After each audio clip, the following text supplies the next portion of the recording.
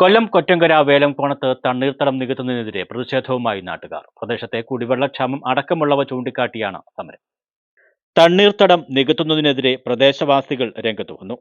കൊറ്റങ്കര പഞ്ചായത്തിൽ വേലംകോണത്ത് പുത്തൻകുളങ്ങര വാർഡിലാണ് ഭൂമാഫിയ തണ്ണീർത്തടം നികത്താൻ ആരംഭിച്ചത്.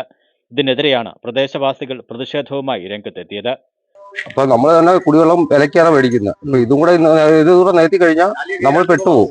ഇപ്പൊ തന്നെ നമ്മള് വിലക്കാ മേടിക്കുന്നത്. എന്റെ വീട് ഇതിനാവോ ആ കരയ്ക്ക. അപ്പൊ നമ്മൾ ഇത് നികത്താൻ നമ്മൾ ഒരിക്കലും സമ്മതിക്കത്തില്ല. അവര് നികത്തണം വെച്ചാൽ നമ്മൾ സമ്മതിക്കാൻ പറ്റത്തില്ല.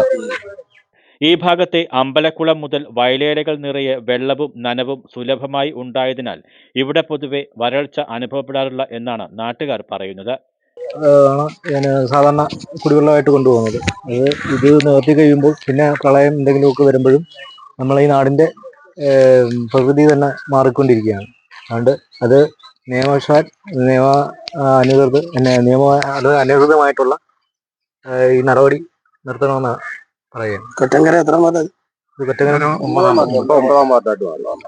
ഇതിനു മുമ്പും കുറച്ച് സ്വകാര്യ വ്യക്തികൾ ഇവിടെ തണ്ണീർത്തടം നികത്തി കെട്ടിടം പണിയുകയും കുറുകെയുള്ള നടപടികൾ നികത്തിയതായും പരാതികൾ നിലവിലുണ്ട്.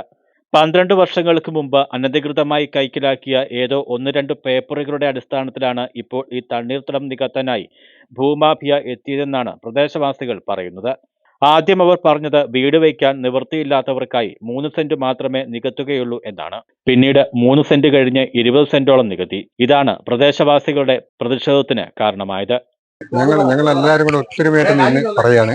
എന്തായാലും ഞങ്ങൾ പൊടിപ്രായം തൊട്ട് ഞങ്ങൾ ഈ വളർന്നു വരുന്ന കുട്ടികളും പയ്യന്മാരുമാണ്. ഇപ്പൊ നമുക്ക് അത് വരുന്ന തലമുറയിൽ നമുക്ക് അത് പേടിയായി മാറുന്നുണ്ട്. അതുകൊണ്ട് ഇനി ഉള്ള തലമുറയ്ക്കും കൂടെ വേണ്ടി ഇനി ഇത് നികത്താൻ നമ്മളെ ഒരിക്കലും സമ്മതിക്കും. പാർട്ടി മെമ്പർമാരെ അടുത്ത് എല്ലാം അറിയിച്ചിട്ടുണ്ട്. അവരെല്ലാരും പറയുന്നത് ഞങ്ങൾ പുറക്കെ സപ്പോർട്ട് ചെയ്തോളാന്ന് പറഞ്ഞു. ആരും ഇതുപോലെ മുന്നോട്ട് ഇറങ്ങുന്നില്ല. ക്യാൻസർ പേഷ്യന്റ് ഉൾപ്പെടെ നിരവധി രോഗികളും കുട്ടികളും വാർദ്ധക്യത്തിലായവരും അടങ്ങുന്ന ഒരു വലിയ സമൂഹമാണ് ഈ മേഖലയിൽ താമസിക്കുന്നത്.